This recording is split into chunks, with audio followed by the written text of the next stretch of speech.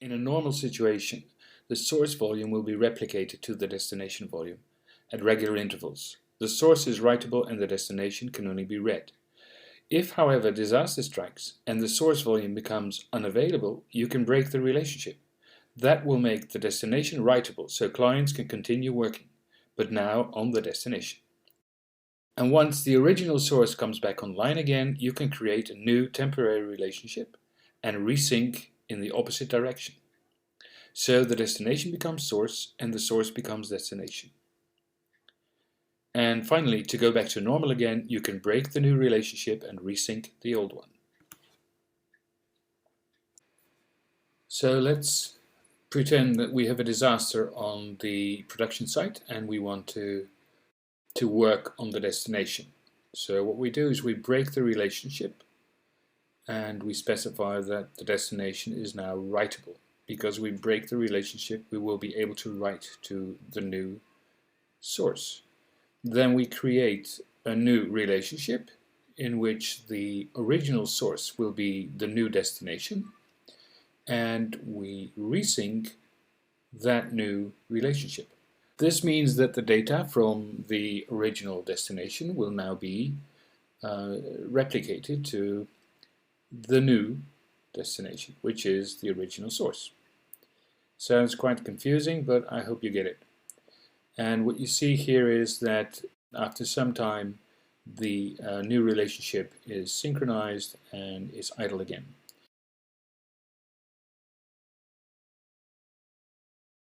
So when we go to the new source, we will be able to write to that new source.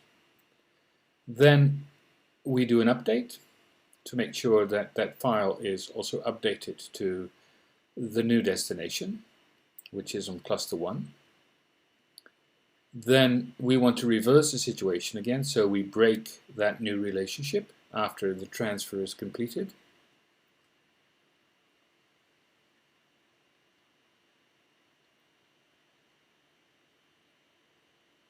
So we break the relationship, and now both sides will be writable again. That's not what we want, so we have to resync the original relationship. So we go to cluster 2 and we run the SnapMirror resync.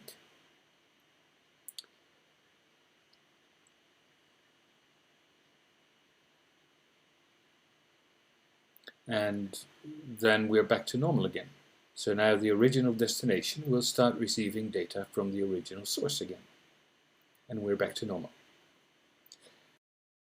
Now to demonstrate how to clean up, we're going to break and delete the relationships. Then we release the destinations on the source cluster and offline and delete the volumes. So first we have a look at the current relationships, and we're going to delete the broken off relationship from cluster 2 to cluster 1.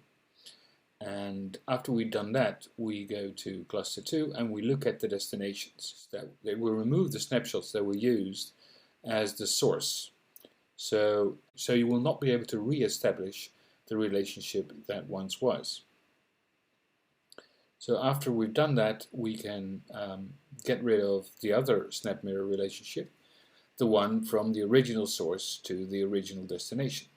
So we have a look at the SnapMirrors and we see that we have a relationship that we're first going to break. So that's the current SnapMirror relationship.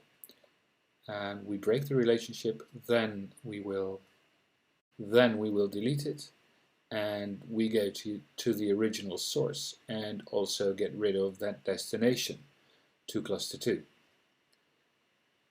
So first we delete it and we see that the SnapMirror table is empty, and we list the destinations from cluster 1 to cluster 2, and we see that we've got one destination we want to get rid of. So we release it, and that will get rid of the snapshots, and you can read it again.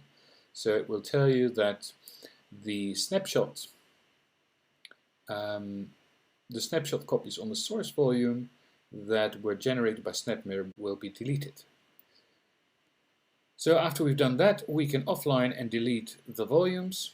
So we first offline the source volume, the original source volume, and then we will delete that source volume. And once that's done, we do the same thing on the second cluster. So we will offline and delete the original destination volume. And we're all back to where we started. So that means we're done.